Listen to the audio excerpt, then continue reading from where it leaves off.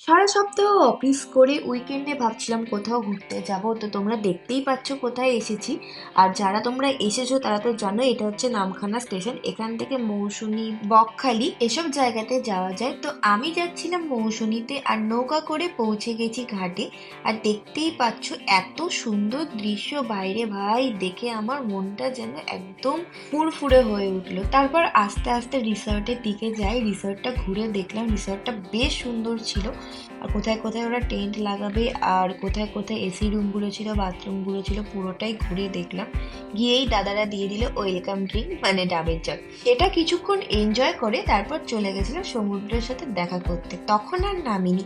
তারপর এসেছিলাম লাঞ্চ করতে, দুটো মাছ দিয়ে ভালো মতো লাঞ্চ সেরে তারপরে গেছিলাম গায়ে ভালো মতো ট্যান ফেলতে। বিকেলে ছিল পকোড়া, চা, মুড়ি। রাতে অনেক কিছু ছিল কিন্তু আমি নিইনি। সকালে সাটিয়ে ব্রেকফাস্ট করে রওনা হই বাড়ির উদ্দেশ্যে। টাটা।